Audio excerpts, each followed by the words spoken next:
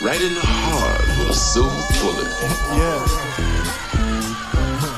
I think they plotting on man. Don't wipe their feet when they enter the L.A.R. I feel a cold stare. If you are in a relationship and you don't have any money saved, you can't enjoy your money, your partner that's providing is burnt out and bent out of shape because all they do is work, work, work. That's not partnership. And I know many of y'all are going to tussle with me, but I don't care. I speak the truth. And the truth is, it's not partnership. I know what you want to do. I know that you think all men should provide. Granted. But if that man can't provide, then you need to jump in and help. That is what a partnership is. That's just my personal opinion. There's no way that I'm going to have my man, my husband, or my partner breaking his back to provide and cover every single bill in the household when I am willing and able to work and obtain a skill so that I can contribute to my household. And then when we get to a place where he can provide without being broke down, miserable, and exhausted, then he can solely provide while I still save my money and make sure that we got something in a bank account. Because at the end of the day, that's what a helpmate is. That's what a partnership is.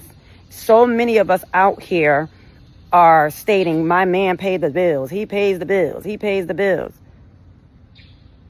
But you don't see nothing from it. There's no fruit. You're not producing anything. And I just don't think it's fair. My personal opinion. Check out the Heart Surgery podcast by clicking on the link in my profile or the link in this video. There is more to come. Thank you so much for your support. Have an amazing day. What's good, man? Let's have an interesting conversation. Can you do right by a provider? Because what she's talking about, I think there's really a great conversation, because too often you hear people on social media talking about relationships, but don't nobody like them. And even that whole conversation that has passed, but it's still lingering about what do you bring to the table. There's this omission, this silence about it, where it's like, okay, what are you, if you want somebody to provide and do this, that, and the third, what are you actually doing?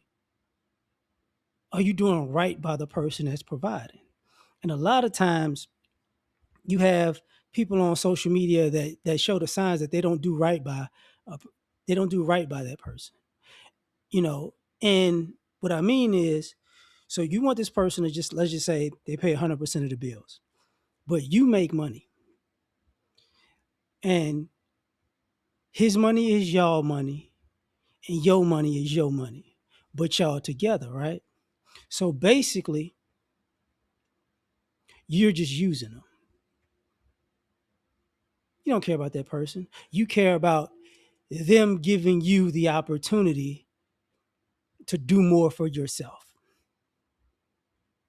And people don't want to have that part of excuse me, people don't want to admit that, because you want to provide her, but you want him to provide, and at the same time you save up and do whatever you want with quote unquote your money, right?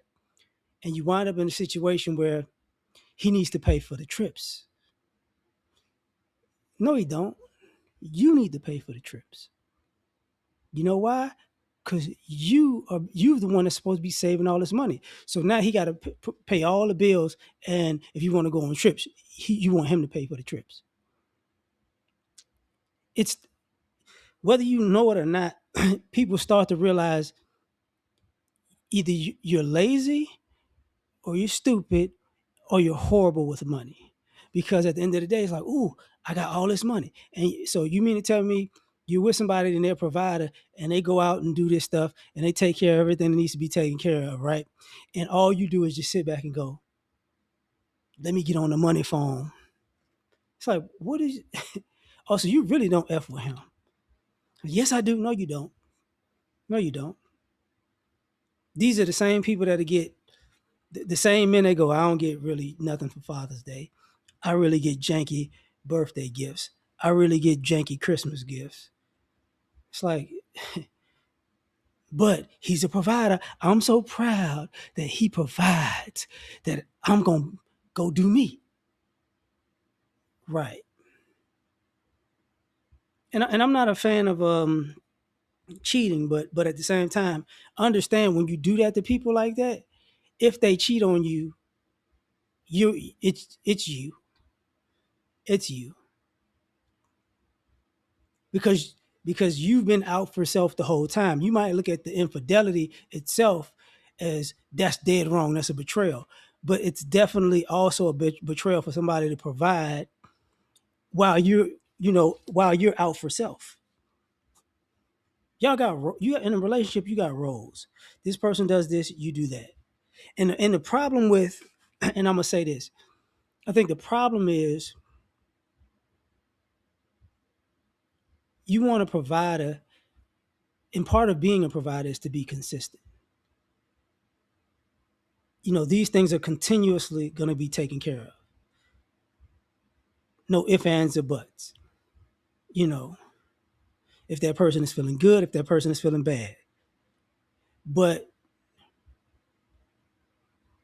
the argument is usually the helpmate is inconsistent. I don't feel like it. I just ain't in the mood. I just ain't got time. I'm stressed out. And then it becomes okay. You want 100. You want a person to give you 100% when you fluctuate what you give it. It creates a problem. Creates a problem. And people go, no, that's not what it is. Yeah, that's exactly what it is. And in my opinion, you should probably have some type of guilt or remorse when you when it dawns on you that, oh, I'm really not holding up my end of the bargain here. You get what I'm saying? You should be like, okay, this ain't right. But you see a lot of people talking that BS on social media, like, no, this is how it's supposed to be. It's not. No, it's not. This is partially why people have the conversation about family courts and child support, because you want the person paying child support to be a provider, and you still be a part-time parent. You want them to be a full-time provider while you're a part-time parent. But I got the kid. Yeah. You just because you got the kid don't mean you paying attention, or you watching, or you participating with the kid. See, that's a different story. And but you got time, you know, to go to go get your nails done. You got time to go get your hair done. You got time to shop, whether it be online or out. You got time to go to brunch. You got time to go out. You get what I'm saying? But you ain't got no. But you know, but when it comes to actually taking care of home, I'm tired. I do so much. It's like a lot of y'all are lazy. You know, a lot of y'all are online basically saying I'm looking for a provider because I'm lazy. And I'm going to trade sex for provision. And even with that, I'm lazy with that. Like sometimes I'm gonna do it, sometimes I'm not. But you know what? It's all good because of love and he thirsty. And it's like, no, that's not how that's gonna go. It's not how that's gonna go. And even the concept of how can I say this? Women being cutthroat, like trying to be side chicks and whatnot. They are taking advantage of a woman's laziness. Now, some people just out of pocket. Let's not play that game because I'm not going to just be completely one sided. But some people just out of pocket. But generally, you got to start asking if I get a provider, what am I going to do? Because even before I got married, I dated the way I would date it was is basically the same as how I married, how I am married, like tripping. But